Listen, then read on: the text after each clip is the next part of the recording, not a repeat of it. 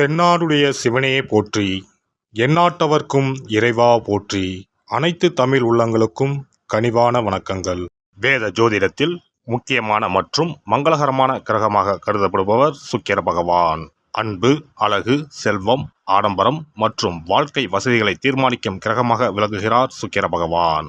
சுக்கிர பகவான் பொதுவாக சுமார் 25 நாட்களுக்கு ஒரு முறை தனது ராசியை மாற்றுவார். அந்த வகையில் வரும் மார்ச் மாதம் 26ஆம் தேதி வியாழக்கிழமை அன்று அதிகாலை 5:30 மணிக்கு மீனராசியில் இருந்து வெளியேறி மேசராசிக்கு பயிற்சியாக உள்ளார். சுக்கிர பகவான் மேசராசியில் ஏப்ரல் மாதம் 19ஆம் தேதி பிற்பகல் 3:51 வரை பயணம் செய்வார். இந்த சுக்கிர பயிற்சியானது மிகவும் சிறப்பு வாய்ந்தது. ஏனெனில் இது விசுவாசு ஆண்டின் இறுதி சுக்கிர பயிற்சி ஆகும். அதே போல இது பாலபவம் வருடத்தின் வரக்கூடிய முதல் சுக்கிர பயிற்சி ஆகும். இந்த சுக்கிர பெயர்ச்சி உங்கள் வாழ்வில் பல மாற்றங்களை தரப்போகிறது. குடிசையில் இருந்த சில ராசிக்காரர்களின் வாழ்க்கை இப்போது கோபுரத்தில் ஏறப்போகிறது. பணம் பல வழிகளில் இருந்து வரப்போகிறது. இதுவரை இருந்து வந்த உடல் உபாதைகள் படிப்படியாக குறையப் போகிறது. பட்ட கடனை அடைக்க புது வழிகள் பிறக்கும். நடக்கப்போகும் இந்த சுக்கிர பெயர்ச்சியால் உங்கள் வாழ்வில் வளமும் நலமும் செல்வ செழிப்பும் பெற்று வாழ்வில் உயரிய நிலையை அடைய எல்லாம் வல்ல எம்பெருமானை வேண்டி விரும்பி கேட்டுக்கொள்கிறேன். தனுசு ராசி அன்பர்களே, நீங்கள் அனைத்து பிரச்சனைகளையும் உங்கள் வாக்கு சாதுரியத்தால் சமாளிப்பீர்கள். ஆனால் எந்த காரியத்தையும் தள்ளி போடுதல் கூடாது. குடும்பத்தில் திருமணம் போன்ற சுபகாரியங்களை நடத்தி மகிழ்வீர்கள். உங்களின் சுய முயற்சினால் செயற்கரிய செயல்களை செய்வீர்கள். அதிக வேகமில்லாமல் நிதானமாகவும் பொறுப்புடனும் காரியமாற்றுவீர்கள். உங்களின் புத்திசாலித்தனம் அதிகரிக்கும். தெய்வ வழிபாடுகளில் மனம் ஈடுபடும். வீண் பழி சொற்களில் இருந்து விடுபடுவீர்கள். சிலருக்கு வீடு மாற்றம், இடமாற்றம் ஆகியவை நடக்கும். உங்களின் இரக்க குணத்தால் மற்றவர்களுக்கு உதவி செய்வீர்கள். அதே நேரம் சிலருக்கு முழங்கால் வலி, மூட்டு வலி ஆகியவை ஏற்படலாம். குடும்பத்தில் சிறிது மருத்துவ செலவுகள் செய்ய நேரலாம். அதோடு சில நேரங்களில் உங்களின் உடல் உழைப்புக்கு ஏற்ற ஊதியம் கிடைக்காமல் போகலாம். பெரியவர்களின் கோபத்திற்கும் ஆளாக நேரலாம். மற்றபடி குடும்பத்தில் அமைதி நிலவும். தாயார் வழி உறவுகள் சீராகும். உங்களுக்கு எதிராக கலகம் செய்தவர்கள் அடங்குவார்கள். எதிர்பார்த்த இடத்தில் இருந்து பணவரவு உண்டாகும். புதியவர்களுக்கு உங்களால் இயன்ற உதவிகளை செய்து அவர்களின் ஆதரவையும் அன்பையும் பெறுவீர்கள். இந்த காலகட்டத்தில் உங்களின் செயல்களில் விவேகம் அதிகரிக்கும். அரசாங்கத்திடம் இருந்து பாராட்டும் வெகுமதியும் கிடைக்கும். வீடு வாகனம் வாங்கும் யோகம் உண்டாகும்.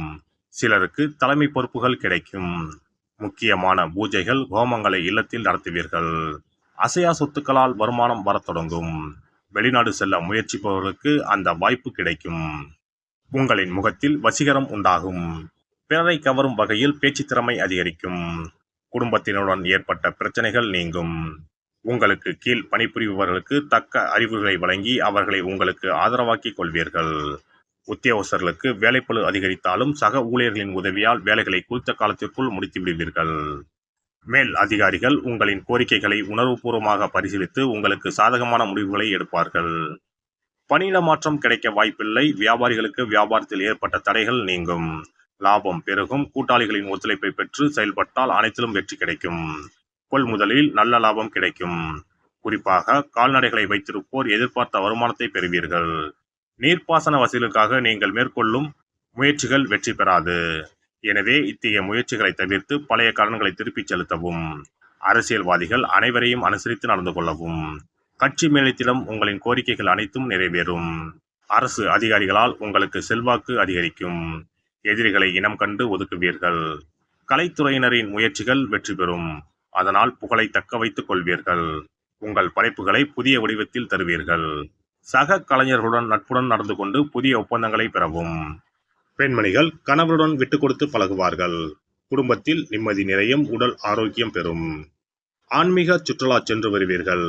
பிறரிடம் பேசும் நேரத்தில் நிதானம் தேவை. மாணவ மணிகள் கல்வியில் எதிர்பார்த்த மதிப்பெண்களை பெறுவீர்கள். பெற்றோரின் ஆதரவுடன் வெளி விளையாட்டுகளில் ஈடுபட்டு வெற்றி அடைவீர்கள். ஆசிரியர்களின் ஆதரவும் நன்றாக இருக்கும். அதே நேரம் புதிய நண்பர்களை அதிகம் நம்ப வேண்டாம். ஒரு முறையாவது குல தெய்வத்தையும் இஷ்ட தெய்வத்தையும் ஒரே நாளில் சென்று தரிசித்து வாருங்கள். கடன் பிரச்சனைகள் தீரும். குடும்பத்தில் மகிழ்ச்சி நிலவும். மன நிம்மதி உண்டாகும். சிறப்பு தொகுப்பு. இனி சுக்கிர பகவானின் அருளை முழுமையாக பெற வெள்ளிக்கிழமையில் செய்ய வேண்டிய வழிபாடு என்ன என்பதனை பற்றி காண்போம். வெள்ளிக்கிழமை என்பது தெய்வ வழிபாட்டிற்கு உரிய நாளாகும். அதிலும் குறிப்பாக மகாலட்சுமியை வழிபடுவதற்கு சிறப்பான கிழமையாக கருதப்படுகிறது. நமக்கு செல்வத்தை வாரி வழங்கக்கூடிய மகாலட்சுமி தேவியும் குபேரனும் நம்முடைய பூர்வ ஜென்ம கர்ம வினைக்கு ஏற்ப பலாபலன்களை கொடுக்கிறார்கள். அதை அனுபவிக்க செய்யும் பொறுப்பு சுக்கிர பகவான் பார்த்துக் கொள்கிறார். ஒருவர் செல்வந்தராக இருப்பதற்கு ஜாதகத்தில் சுக்கிரன் அருள் கட்டாயம் இருக்க வேண்டும். சுக்கிரனுடைய அருள் பெற வெள்ளிக்கிழமையில் சுக்கிரஹோரை வரும் நேரத்தில் இவ்வாறு வழிபாடு செய்தால் சுபபோக வாழ்க்கையை அனுபவிக்க முடியும். ஒருவருடைய ஜாதகத்தில் சுக்கிரன் நீச்சம் பெற்றால் உடல் ரீதியான ஆரோக்கிய ரீதியான பாதிப்புகள் ஏற்படும். சொத்து சுகங்கள் எவ்வளவு இருந்தாலும் அதை முழுமையாக அனுபவிக்க முடியாமல் செய்துவிடும். பெரிய பெரிய பணக்காரர்களை எடுத்துக்கொண்டால் அவர்களிடம் எவ்வளவு காசு கொட்டி கிடந்தாலும் சுக்கிர தசை இல்லை என்றால் அவ்வளவு பணமும் வீண் விரயமாகத்தான் போகும். குறிப்பாக மருத்துவ செலவுகள் செய்தே சொத்துக்கள் அழியும் நிலை வரும். இதற்கு சுக்கிர பகவானுடைய வழிபாடு நல்ல ஒரு பலனை கொடுக்கும். சுக்கிர பகவானுக்கு வெள்ளிக்கிழமை என்பது உரிய தினமாகும். சுக்கிரன் அருள் பெற வீட்டில் வெள்ளி பொருட்களை பயன்படுத்துவது நலமாகும். வெள்ளியில் சுக்கிரன் வசிப்பதாக ஐதீகம் உள்ளது. வெள்ளி பொருட்கள் கொண்டு பூஜை செய்தால் சகல சௌபாக்கியங்களும் உண்டாகும். சுக்கிர வழிபாடு செய்ய நினைப்பவர்கள் காலை 6 மணி முதல் 7 மணி வரையிலான காலம் சுக்கிரஹோரை ஆகும். அதனை தவறவிட்டால் மதியம் 1 மணி முதல் 2 மணி வரை சுக்கிரஹோரை நிகழ்கின்றது. அதையும் தவறவிட்டால் இரவு 8 மணி முதல் 9 மணி வரையிலான சுக்கிரஹோரை நேரத்தில் வழிபாடுகள் செய்து பயன்பெறலாம். இவற்றில் காலை 6 மணி முதல் 7 மணி வரையிலான முதல் சுக்கிரஹோரையில் சுக்கிர வழிபாடு செய்வது சிறப்பான பலன்களை கொடுக்கும். காலை முதல் மாலை வரை உபவாசம் இருந்து சுக்கிர பகவானுக்கு உரிய காயத்ரி மந்திரத்தை உச்சரித்து கல்கண்டு சேர்த்த சர்க்கரை பொங்கலை நைவேத்தியம் படைத்து வெள்ளை நிற பூக்களால் அர்ச்சனை செய்ய வேண்டும். சுக்கிர தசை நடப்பவர்களும் சுக்கிரன் நீச்சம் பெற்ற ஜாதகக்காரர்களும் இந்த வழிபாடு செய்வது சிறப்பான பலன்களை கொடுக்கும். சுக்கிர தசை நடக்கும் பொழுது சுக்கிர வழிபாடு செய்து வர வருமானத்தை சுகமான வாழ்க்கை வாழ்வதற்கு உரிய வகையில் பயணிக்க செய்யும். வீடு நிலம் வாங்குவது, ஆடம்பர பொருட்கள் சொத்துக்கள் போன்றவற்றை வாங்க வைக்கும். அதுவே சுக்கிரன் நீசம் பெற்ற காலத்தில் இந்த வழிபாடு செய்பவர்களுக்கு வீண் விரயங்கள் இல்லாமல் ஓரளவிற்கு வறுமையிலிருந்து பிழைக்கச் செய்யும். வெள்ளிக்கிழமையில் நவக்கிரக கோவிலுக்கு சென்று சுக்கிர பகவானுக்கு வெள்ளை வஸ்திரம் சாற்றி வழிபாடு செய்யலாம். வெள்ளை நிற நைவேத்தியங்கள் தயார் செய்து கோவிலில் வரும் பக்தர்களுக்கு தானம் செய்யலாம். இவ்வாறு செய்து வர சுக்கிரனின் முழு அருளும் கிடைக்கப் பெற்று வாழ்வில் உயரிய நிலையை அடைவீர்கள். எல்லாம் வல்ல இறையருளால் நீங்களும் உங்கள் அன்பு குடும்பமும் உடல் நலம், நீலாயுள், நிறை செல்வம், உயர் புகழ், மெய்ஞானம் ஓங்கி வாழ்க வளமுடன். இந்த வீடியோ பதிவு உங்களுக்கு பிடித்திருந்தால் லைக் பண்ணுங்க, கமெண்ட் பண்ணுங்க, ஷேர் பண்ணுங்க, மறக்காம சப்ஸ்கிரைப் பண்ணுங்க, பக்கத்துல இருக்கிற பெல் பட்டனை கிளிக் பண்ணுங்க. நன்றி, வணக்கம். ஓம் நமச்சிவாய, சிவாய நம.